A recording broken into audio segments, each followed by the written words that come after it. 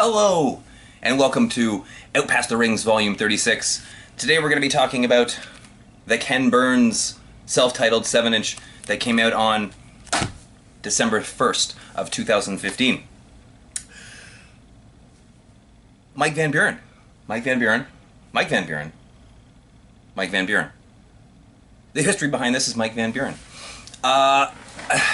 Geez, I don't remember how we first came in contact. I remember I interviewed Mike in 2013 or 2014, I think, when they released their very first demo 5-song EP.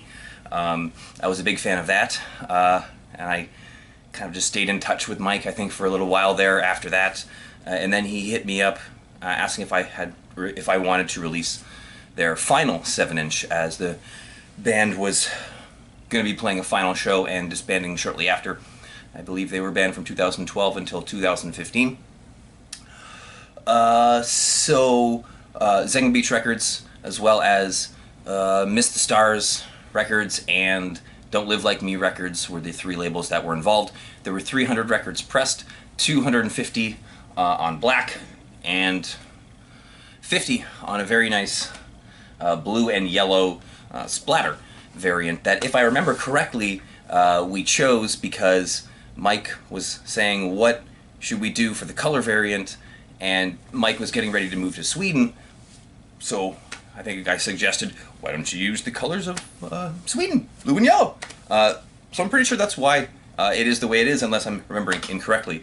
The packaging on this was done almost all by Mike, as far as I know. Really nice. I love the basicness of it all. And then the insert, or I guess the lyric booklet, is really, really beautiful. You've got pictures as well as the lyrics, and I believe they're all numbered out of 300 on the last page as well. These are long gone, rightfully so. I was talking about kind of the lost releases in Zanga Beach's history. There are definitely a few releases spattered in there that are not lost in any way. I feel like this was one of those releases that people took note of almost immediately. I believe the death of an aspiring icon Part 2 was premiered on one of the Zamplers. It would have been the one. No, I don't know. But we definitely premiered it. I remember that. That was pretty awesome. The 3 songs are all excellent. They're kind of, I guess it's kind of funeral dinery.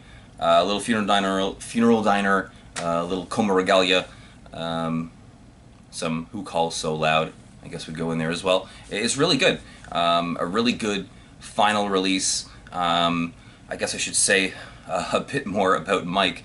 I met Mike finally on the second Miatej tour, and it was just really cool to finally meet him. And then after the Providence show, we went back to his house. We stayed there. It was a very nice time. And we met his partner Yuritsa, also a fantastic person.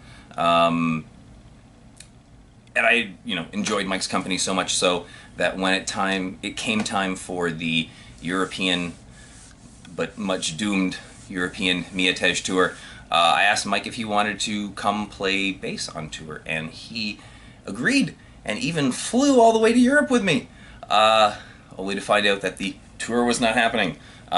So Mike, forever thank you, and also very sorry about that whole experience. Not the whole experience, the failed tour experience, but the time with Mike and with my family was really awesome. I really feel like we all bonded. Mike, Lisa still talks about Mike fairly regularly. It was just a really cool time that we had in Croatia, despite the no tour. So, I guess we'll conclude it there. I don't remember what's next. Something. So we will do something next. Outro. Effects!